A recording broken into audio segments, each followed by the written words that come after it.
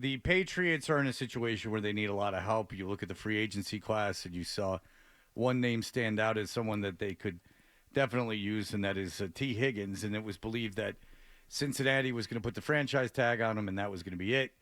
It's interesting. So if you franchise T. Higgins and trade him, if you're the Patriots, what are you willing to part with to get T. Higgins just to get him to sign him to a big deal?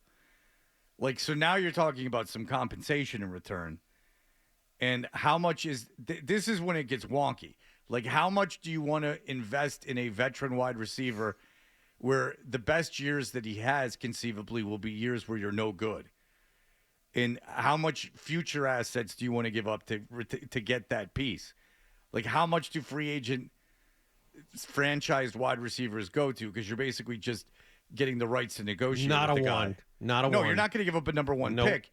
But say you had to give up a number 2 pick or even a number 3 pick. Andrew Callahan had an article yesterday, I believe, in the Boston Herald, just what he thinks the Patriots should do, and he said a lot of this on Thursday when he was here, that he thinks the Patriots should trade a 2 and a conditional 4 to Seattle for DK Metcalf. I'm not trading a second-round pick for anything. For a declining DK Metcalf? Mm-hmm. I'm not doing that. He loves DK Metcalf. Well, I don't know who's older at this point, Higgins or Metcalf. Well, Metcalf's declining. I mean, that you have to agree. He's not the number one receiver in Seattle. No, he's not. There's a reason Jackson they trade Smith him. and Jigba is the number one right. receiver. So, I mean, you can find receivers in the second round if you're any good. You can find a receiver in the third round. If I'm the Patriots, Metcalf, by the way, is a year older. Okay, fair enough, but he's declining. Yeah, Metcalf is 27 and Higgins is 26. Yes, and DK Metcalf, in my opinion, is on the decline.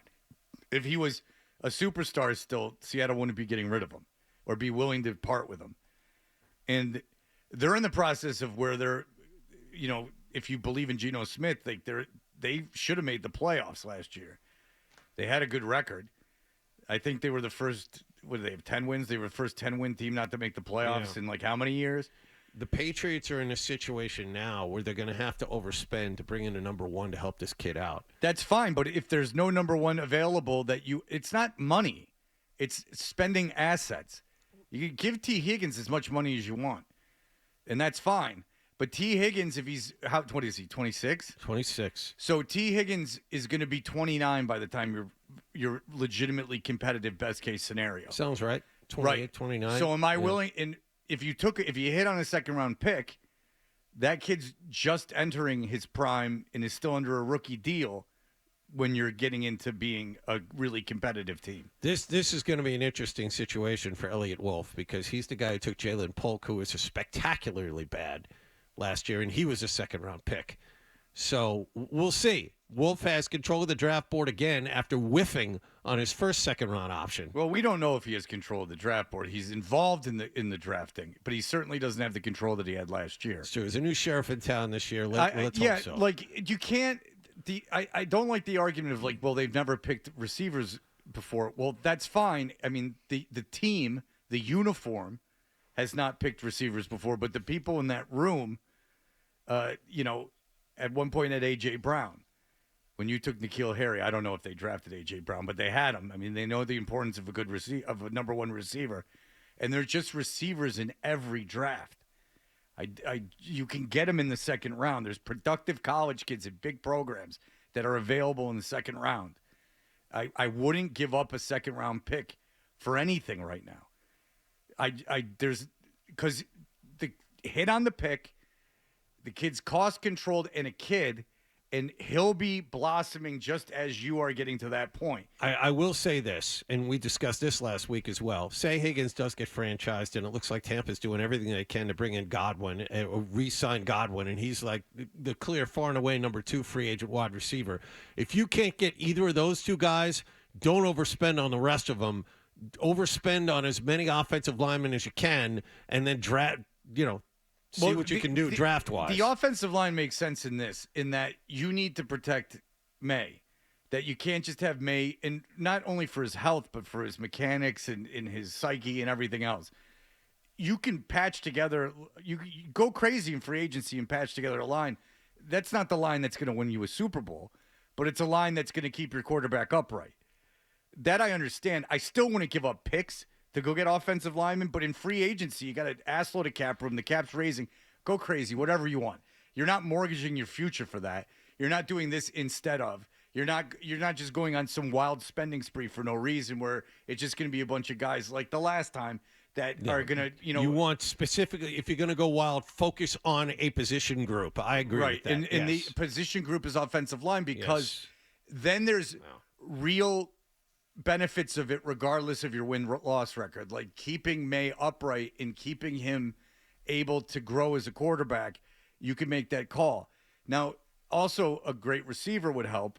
You can argue if T. Higgins is that anyway. But the odds are increasing that you won't be able to get that this coming summer or this coming spring. Right. Free agency. And if you're going to spend that number 4 overall pick on an offensive lineman or a defensive lineman, probably not in the draft either.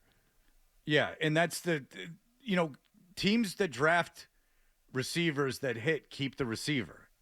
So, great wide receivers are not often available. Great players aren't usually available in free agency. There's always something. Bring in other wide receivers. There's a reason why they're available, no matter how great they once were, or even what you think they are right now. There's a good reason for it. But the only thing I would say, Fred, about the going after tackles with picks is I wouldn't do it either. As long as you have assured yourselves that you're going to be able to do something with those picks this draft and for drafts going forward. And that could be something as simple as we're doing it differently now.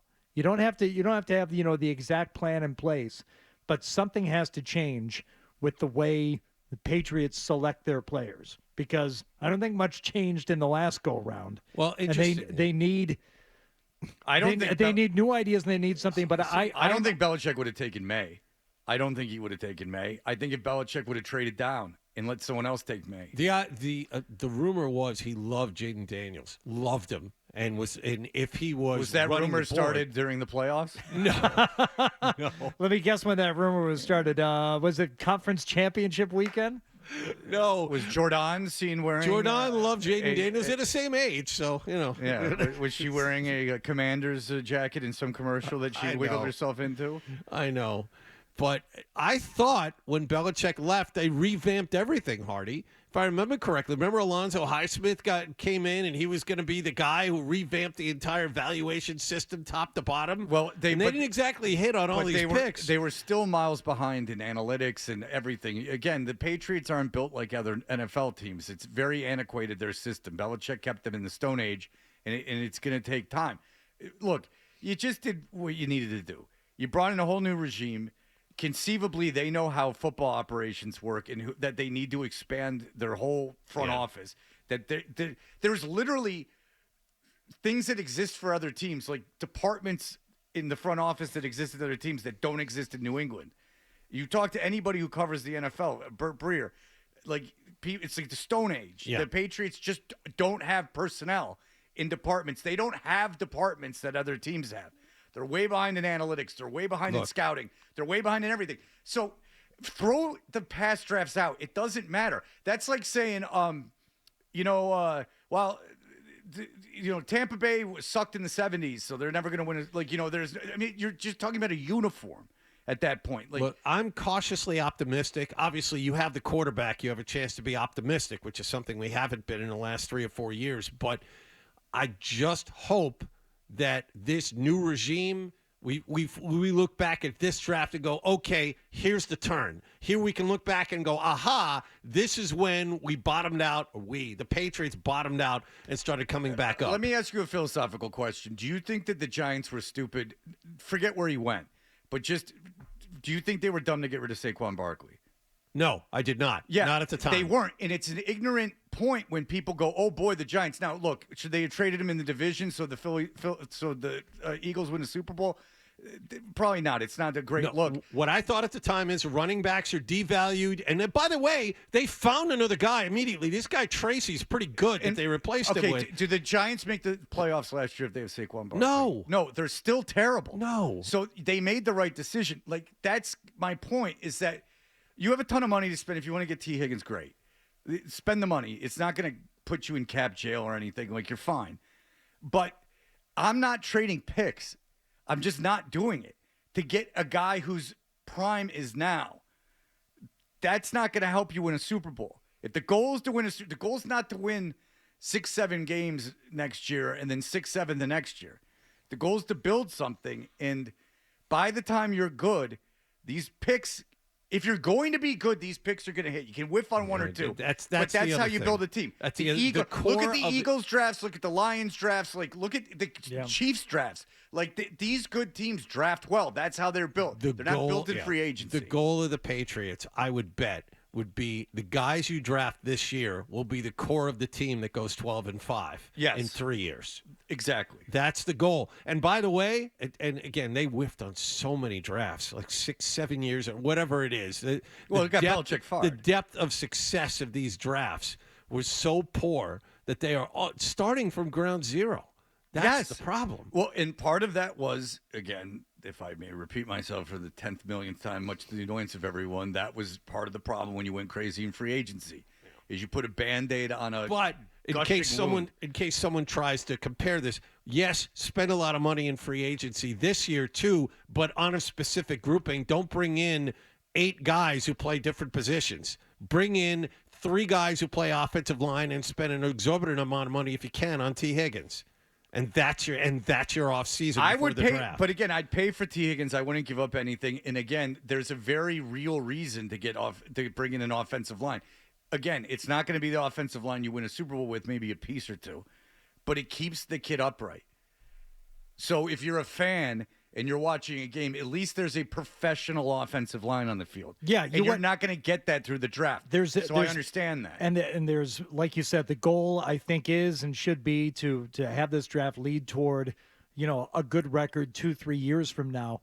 But I'm not opposed to having something that approaches watchable when it comes to the offense this season either. Right, and you got to keep Drake May upright. Right, exactly. And I will say this too, is that if Travis Hunter's on the board and he's a corner and you go, we already have a corner, take the corner. Jesus.